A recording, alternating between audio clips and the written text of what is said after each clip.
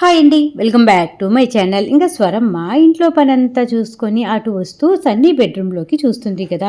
ఇంకా సన్నీ బెడ్రూమ్లో బాణాల గుర్తులు గోడలకు వేసి శివ మీద ఉన్నటువంటి కోపాన్ని ఒక్కొక్కటి కూడా ఆ బాణం రూపంలో చేసి తన పని మీద తను వెళ్ళిపోతాడు కదా. ఇంకా అదంతా కూడా క్లీన్ చేయలేదు కాబట్టి స్వరం అటు వస్తూ సన్నీ రూమ్లోకి చూడగానే అవన్నీ కనపడతాయి అన్నమాట. ఒక్కసారిగా ఏంటి వీడు ఇలా ఉన్నాడు, ఇలా మారిపోయాడేంటి, అసలు వీడి ప్రాబ్లం ఏంటి, అయినా కూడా వీడు మనసులో ఏముందో నేను ఎలా తెలుసుకోవాలి, వీడిని ఎలా బాగు చేయాలి అని చెప్పేసి ఇంకా అలాగే స్వరమ్మ నీకోసం నేను అన్నీ రెండు రకాలు చేశాను సన్ని, తిను నాన్న అని చెప్పేసి రెండు అంటూ ఉంటే ఏంటి రెండు గోల అని చెప్పేసి ప్లేట్లో స్వరమ్మ పెట్టినటువంటి అన్నం ప్లేట్ని విసిరి కొడతాడు కదా సన్ని. అదంతా కూడా తలుచుకొని చాలా బాధపడిపోతూ ఏంటో వీడు ఇలా ప్రవర్తిస్తున్నాడు, వీడిని ఎలా మార్చాలి అని చెప్పేసి బుర్ర బాదుకుంటూ ఉంటే అప్పుడే తన అంతరాత్మ బయటకు వస్తుందన్నమాట. వచ్చి పక్కనే సోఫాలో కూర్చొని హలో స్వర గారు బాగున్నారా అనేసి అనగానే సన్నీ గురించి ఆలోచిస్తూ అలాగే ఉన్నటువంటి స్వరమ్మ ఆ మాట విని ఇలా తిరిగి చూస్తుంది. ఎవరు నువ్వు అని చెప్పేసి స్వరమ్మ తన అంతరాత్మని అడగగానే అప్పుడు తను చెప్తుందనమాట, ఓహో నీకు తెలియదు కదా, నేను నీ అంతరాత్మని. ఇంకా నువ్వు ఆలోచించి నీ మైండ్ అంతా పాడు చేసుకుంటున్నావు కదా, నీకు ఒక క్లారిటీ ఇద్దామని వచ్చాను. నీ కొడుకు సన్నీ గురించే కదా అలా ఆలోచిస్తున్నావు, ఆయన అంత ఆలోచించాల్సిన పని ఏముంది.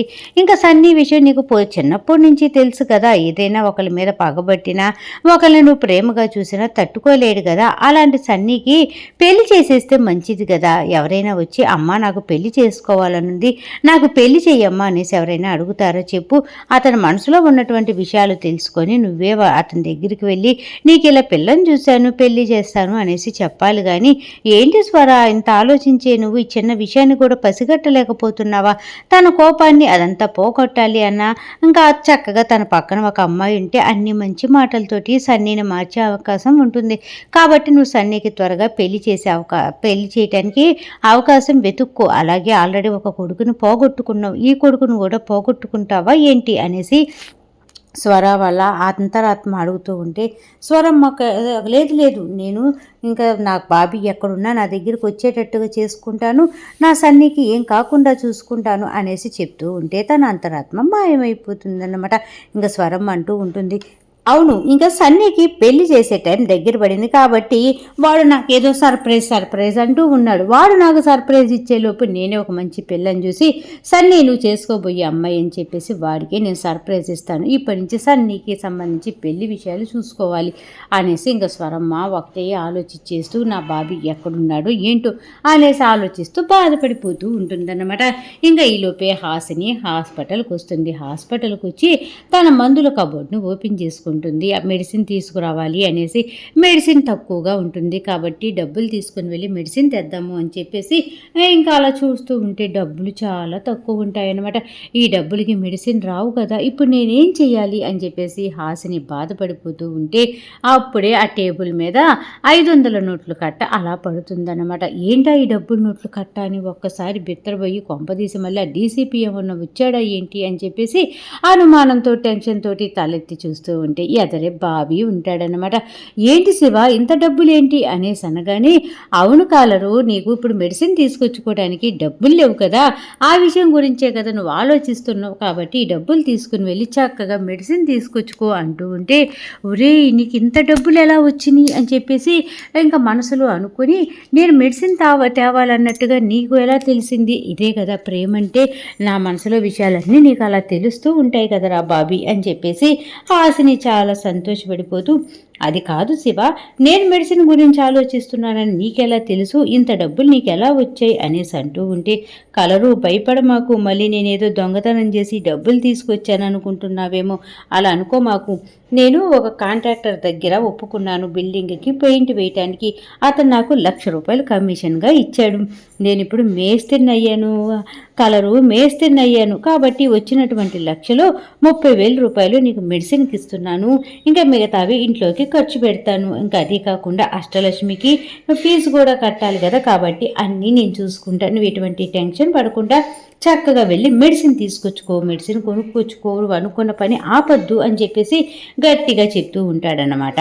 ఇంకా అప్పుడే హాసిని చాలా సంతోషపడిపోతూ ఉంటే హాసిని శివాని చూసి ఇంకా జానకి చాలా కోప్పడుతూ ఉంటుందన్నమాట. ఏంటి బావా నువ్వు చేసిన పని, నేను నీకు కాబోయే భార్యని, ఆ విషయం నాతో చెప్పకుండా ఆ డాక్టర్ అమ్మతో చెప్తావా అంటే ఈ మధ్య నాకంటే కూడా ఆ డాక్టర్ అమ్మే ఎక్కువైపోయింది కదా నీకు, ప్రతి విషయం కూడా డాక్టర్ అమ్మకే చెప్తున్నావు తప్ప నాకు అసలు ఏ విషయం నువ్వు చెప్పట్లేదు కదా, నేనంత పరాయిదాన్ని అయిపోయానా బావా, ఈ డాక్టర్ అమ్మ వచ్చిన తర్వాత నువ్వు అసలు నాతో మాట్లాడటం తగ్గిపోయింది, అసలు నాతో మంచిగా ఉండటం తగ్గిపోయింది, నాతో సంతోషంగా ఉండటం కూడా తగ్గిపోయింది, ఎలాగైనా సరే ఈ డాక్టర్ అమ్మని ఈ బస్తీలో లేకుండా చూడాలి, ఇక్కడి నుంచి పంపించేటట్టుగా చూడాలి అని చెప్పేసి ఇంకా ఆలోచిస్తూ ఉంటుందన్నమాట జానకి. అప్పుడే ఇంకా చెప్తూ ఉంటుంది మన హాసిని ఏంటంటే, కాదు శివ, డబ్బులన్నీ నాకు ఇలా ఇస్తే మీ ఇంట్లో జరగటం కష్టం కదా, నువ్వు పనిచేస్తేనే నీకు అంతా జరుగుతుంది, అలాంటిది ఏంటి అనేసి అంటూ ఉంటే, అయ్యో చెప్పాను కదా కలరు, నాకు ₹1,00,000 అడ్వాన్స్గా ఇచ్చారని చెప్పేసి వాటిలో కొంచెం భాగం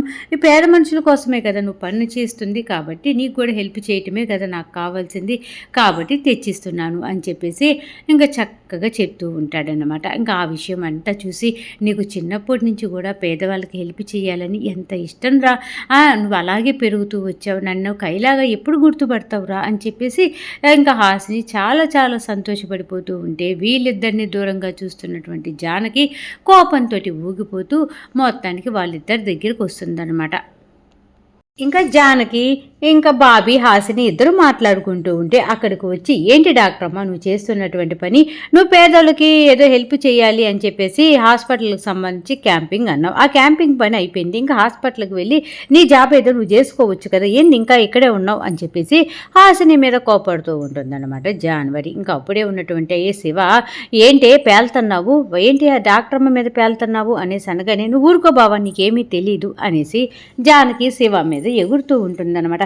ఇంకా అప్పుడే శివ అంటూ ఉంటాడు, జాన్వరి ఎక్కువ తక్కువ మాట్లాడు మాకు, ఈ డాక్టర్ అమ్మ మన పేటకు వచ్చి పేదవాళ్ళందరికీ హెల్ప్ చేయాలనే కదా తన జాబ్ అంతా వదులుకొని తన ఆదాయాన్ని వదులుకొని మనకి హెల్ప్ చేయడానికి ఇక్కడికి వచ్చింది, అలాంటి డాక్టర్ అమ్మని అన్ని మాటలు అంటావా, అది కాకుండా ఇదంతా ఒక ఎత్తైతే నన్ను పోలీసులు వచ్చి పోలీస్ స్టేషన్కి తీసుకొని వెళ్ళినప్పుడు అక్కడ ఏ ఆడపిల్ల చెప్పకూడనటువంటి మాటలన్నీ చెప్పి తన మీద నింద వేసుకొని మరి నన్ను కాపాడి ఇంటికి తీసుకొని వచ్చింది, అలాంటిది తనకి ఏం చేసినా తక్కువే, తను ఏదన్నా అన్నావంటే నేను అస్సలు ఊరుకోను అని చెప్పేసి జాన్వరికి బాగా చెప్తూ ఉంటాడనమాట.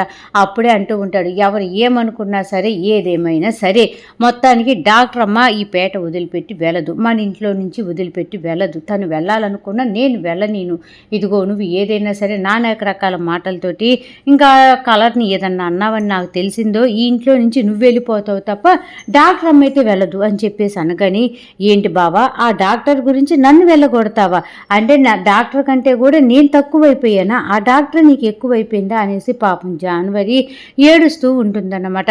ఇంకా అదంతా చూస్తున్నటువంటి కైలా పాపం ఏడుస్తున్నటువంటి జానకిని చూసి చాలా ఫీల్ అయిపోతూ జానకి జానకి అని పిలుస్తూ ఉన్నా సరే జానకి ఏడుస్తూ అక్కడి నుంచి వెళ్ళిపోతూ, ఏంటి బావా నాకంటే కూడా నీకు ఆ డాక్టర్ ఎక్కువైపోయిందా అంటే నన్ను ఇంట్లో నుంచి కూడా వెళ్ళగొట్టేస్తావా అని చెప్పేసి ఒకటే ఫీల్ అయిపోతూ పాపం అక్కడి నుంచి వెళ్ళిపోతుందన్నమాట. ఇంకా వెంటనే ఇంకా శివాని పట్టుకొని హాసిని అంటూ ఉంటుంది, ఏంటి శివ నువ్వు మాట్లాడింది, జానకి చూడు ఎంత బాధపడిపోతుందో, అలా మాట్లాడకూడదు కదా నువ్వు అనేసి అంటూ ఉంటే, ఇదిగో ఆ జానకి వారి సంగతి నీకు పెద్దగా తెలియదు, అది పెద్ద యాక్టర్, ఇప్పుడు ఏడుస్తుంది, ఇంకా సేపటికి బావా అనుకుంటూ పరిగెత్తుకుంటూ వస్తుంది, మా సంగతి అదొంట్లే, నువ్వేమై అసలు ఏం మాట్లాడుకో మాకు, ఏం ఆలోచించుకో మాకు కలరు, నువ్వు వెళ్ళి చక్కగా వెళ్ళి మెడిసిన్ తీసుకొని వచ్చి నువ్వు చేయాలనుకున్న పనులు చేసుకో, ఇదిగో అది ఊరికే కళ్ళంటే నీళ్ళు తీసుకొచ్చుకుందని చెప్పేసి నువ్వు ఆలోచించేసి నీ మైండ్ అంతా పాడు చేసుకో మాకు అని చెప్పి చక్కగా చెప్తూ ఉంటే అప్పుడే హాసిని, ఒరే బాబీ ఏంట్రా నువ్వు, ఆ చిన్నప్పుడు మన ఇద్దరం స్నేహంగా ఉంటే ఆ సన్నీ ఊరుకునేవాడు కాదు, ఇప్పుడేమో ఈ జానకి ఏంటో ఏం జరుగుతుందో ఏంటో అసలు అర్థం కావట్లేదు అని చెప్పేసి ఆలోచిస్తూ ఉంటుందన్నమాట. ఇక్కడ ఇలా జరుగుతూ ఉంటే ఇంకా ఈ సన్నీకి ఎంతసేపు కూడా హాసిని గోలే కదా, ఇంకా హాసిని ఏంటి హాసిని ఎలా ఉన్నావు అది ఇది అని ఆలోచిస్తూ, అయినా కూడా ఆ శివగాడితో నువ్వు సైకిల్ మీద ఎక్కి తిరగటం ఏంటి హాసిని, అదే నన్ను పెళ్లి చేసుకున్నావు అనుకో చక్కగా ఫ్లైట్లలో అలా తిప్పుతాను కదా, నీకు నువ్వు మహారాణిలాగా చూసుకుంటాను కదా, ఆ పేటలో ఆ మురికివాడలు ఆ శివతో స్నేహం ఏంటి హాసిని, అసలు నీ మైండ్ ఎక్కడుంది ఎక్కడుంది హాసిని, నువ్వు ఏంటి ఇలా మారిపోయావు, అసలు ఆ శివగాడు నిన్నేదో మాయ చేశాడు మొత్తానికి, లేదంటే నువ్వు అసలు నన్ను ద్వేషించటం ఏంటి, ఆ శివగాడిని ప్రేమించటం ఏంటి అని చెప్పేసి ఒకటే ఆలోచిస్తూ ఉంటే అప్పుడే అక్కడికి నిషా వస్తుందన్నమాట. సార్ అనేసి పిలవగానే లోపలికి రండి అని చెప్పేసి చక్కగా సన్నీ పిలుస్తాడు. సన్నీ పిలిచిన వెంటనే నిషా లోపలికి వస్తుందన్నమాట. నిషా నువ్వా, కూర్చో కూర్చో, హాసిని ఎలా ఉంది, హాసినిని కలిసావా, హాసినితో మాట్లాడావా, హాసిని ఏమంటుంది అని చెప్పేసి వచ్చినప్పటి నుంచి ఆ హాసిని గురించి అని చెప్పేసి నిషాని బుర్ర తింటూ ఉంటే అప్పుడే నిషా అంటూ ఉంటుందన్నమాట, నేను హాసినిని అసలు చూడలేదు, హాసినితో మాట్లాడలేదు సార్, హాసినితో మాట్లాడాలంటే నాకు అస్సలు మొహం చల్లలేదు అనగాని నువ్వేం తప్పు చేసావని నిషా, ఎందుకు నీకు మొహం చల్లలేదు అనేసి ఇంకా అడుగుతూ ఉంటాడు. ఏమో సార్ మనిద్దరము ఇంకా మోసం చేసినట్టే కదా పాపం హాసినిని అనగాని, ఏంటి మనిద్దరం మోసం చేశామా, నీకు కూడా మైండ్ పోయిందా ఏంటి నిషా, అసలు ఏం మాట్లాడుతున్నావు నువ్వు అంటూ ఉంటే అప్పుడే అంటూ ఉంటుందన్నమాట, అవును కదా సార్, ఒక అమ్మాయిని మనం ప్రేమించేటప్పుడు ఆ అమ్మాయి మనల్ని ప్రేమిస్తుందో లేదో తెలుసుకోవాలి కదా, తెలుసుకోకుండా మనం ప్రేమించిన వెంటనే అమ్మాయి కూడా మనల్నే ప్రేమించాలని ఎక్కడ రాసిపెట్టి లేదు కదా సార్, ఆ విషయం తెలియనటువంటి మనము హాసినిని అలా చాలా బాధ పెట్టాం కదా, మీరు హాసినిని తీసుకురమ్మన్నారని చెప్పేసి హాసినికి నిజం చెప్పకుండా అన్ని అబద్ధాలు చెప్పి తీసుకొని వచ్చాను, ఇంకా మా ఇద్దరి మధ్య ఫ్రెండ్షిప్ పోయింది కదా సార్, తను అసలు నన్ను ఫ్రెండ్ లాగే చూడట్లేదు, నేను ఒక మోసం చేసిన దానిలాగే నన్ను చూస్తుంది, ఇంకా లైఫ్లో దాని ముఖం ఎలా చూస్తాను సార్, మేమిద్దరం ఎలా కలుస్తాం సార్ అని చెప్పేసి పాపం నిషా మొత్తం నిజం ఒప్పుకొని ఇంకా బాధపడిపోతూ ఉంటుందన్నమాట. ఇంకా అప్పుడే చెప్తూ ఉంటాడు సన్నీ, నువ్వు నాకు చాలా హెల్ప్ చేసావు నిషా, ఎందుకంటే హాసిని ఏ కలర్ డ్రెస్ వేసుకుంటుంది, హాసిని ఏ కలర్ బొట్టు పెట్టుకుంటుంది, హాసిని ఇప్పుడు ఏ రూట్ గుండా వస్తుంది, ఎన్ని గంటలకు బయలుదేరుతుంది అనేసి ముందు నుంచి నువ్వు నాకు ఇన్ఫర్మేషన్ ఇవ్వటం వల్లే కదా నేను హాసినిని రోజు కలవటము మాట్లాడటము ఇదంతా జరిగేది, ఇప్పుడు సడన్గా హాసినిని నేను చూడలేదు, హాసినితో నేను మాట్లాడట్లేదు, నా మొహం తనకి చూపించలేను అంటే ఎలా చెప్పు, కాబట్టి నువ్వు హాసినితో మాట్లాడు, హాసినికి జరిగిందంతా చెప్పు, అంతకైతే క్షమాపణ చెప్పు, మొత్తానికి హాసినితోనే నువ్వు కలిసి ఉండాలి నిషా, అలా కలిసి ఉండాలి, తప్పదు, నా గురించైనా నువ్వు ఈ పని చెయ్యాలి, నీకు నేను ఎంత హెల్ప్ చేశాను, నా కృతజ్ఞత కొంచెమన్నా తీర్చుకోవా చెప్పు అని చెప్పేసి నిషాని బలవంతం చేస్తూ ఉంటాడనమాట ఈ డీసీపీ హాసిని గురించి. ఇంకా హాసిని గురించి ఒకటే జపం చేస్తున్నటువంటి ఇంకా సన్నీని చూసి ఇంకా అనుకుంటూ ఉంటుంది, ఎంత ప్రేమించినా హాసిని మనసులో మీరైతే లేరు సార్ అని చెప్పేసి మనసులో అనుకుంటున్నటువంటి నిషాని అప్పుడే సన్నీ అడుగుతూ ఉంటాడు, నిషా చిన్నప్పుడు విషయాలు నీకేమైనా తెలుసా స్వర అనేసి అనగానే ఒక్కసారిగా షాక్ అయిపోతుందన్నమాట. ఏంటి ఉన్నటువంటి డీసీపీ సారు హాసిని చిన్నప్పుడు విషయాలు అడుగుతున్నాడు అనేసి, నాకేం తెలియదు సార్ అని చెప్పేసి అబద్ధాలు చెప్తుందన్నమాట.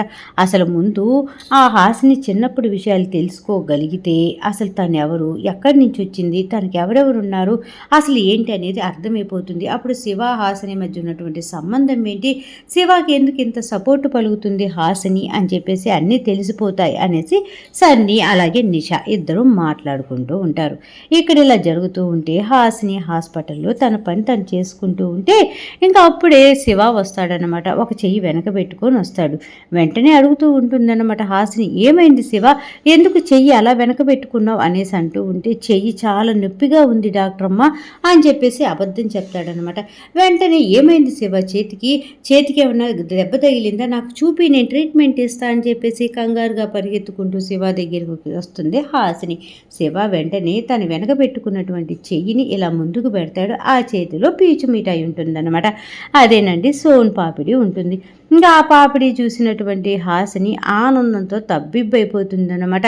ఇదంటే నాకు చాలా ఇష్టం శివ, నాకు ఇష్టమని నీకెలా తెలుసు అనేసి అనగాని, నీకు ఇష్టమని నాకు తెలుసు డాక్టర్ అమ్మ, నీకు ఇష్టమని చెప్పి నీకోసమే ఈ పీచు మిఠాయి కొనుక్కొని వచ్చాను, ఇదిగో తీసుకో తిను అని చెప్పేసి హాసినికి ప్రేమగా ఆ పీచు మిఠాయి ఇస్తాడనమాట శివ. హాసిని కూడా ఆ పీచు మిఠాయి తీసుకొని గబగబా ఇప్పదీసి కొంచెం ముక్క తిని, అబ్బా ఎంత బాగుందో తెలుసా, తిని ఎన్ని రోజులయ్యిందో శివ, నిజంగా నువ్వు ఇలాంటివి తీసుకొచ్చినందుకు నీకు థ్యాంక్ యూ సో మచ్ అని చెప్పేసి నువ్వు కూడా తిను అని చెప్పి పీచు మిఠాయి కొంచెం ఇస్తుంది. ఇద్దరు ఆ పీచు మిఠాయి తింటూ నీకు ఎందుకు ఇష్టం, నీకెందుకు ఇష్టం అని చెప్పేసి పాత జ్ఞాపకాలన్నీ కూడా గుర్తుకి ఎవరి మనసులో వాళ్ళు గుర్తు చేసుకుంటూ చెప్పుకుంటారు.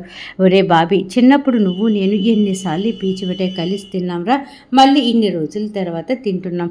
అయినా నిన్ను విషయం అడుగుతాను అని చెప్పేసి, శివ నీకు చిన్నప్పుడు ఈ పీచు మిఠాయికి సంబంధించి ఏదైనా తీపి గుర్తులు ఉన్నాయా చెప్తావా అనగానే, చెప్తాను కలరు కూర్చో అని చెప్పేసి, పీచు మిఠాయి అంటే అని చెప్పేసి సాగతీస్తూ ఉంటే, త్వరగా చెప్పు శివ అని చెప్పేసి హాసిని కంగారు పడిపోతూ అడుగుతూ ఉంటే, ఇంకా అప్పుడే శివ పీచు మిఠాయి అంటే పీచు పీచుగా ఉంటుంది అని చెప్పేసి జోకు వేయగానే, నీకు తెలిసింది ఇంతేనా అనేసి మొహం మార్చుకుంటూ ఉంటే ఈరోజు సీరియల్లో ఎపిసోడ్ అయిపోయింది.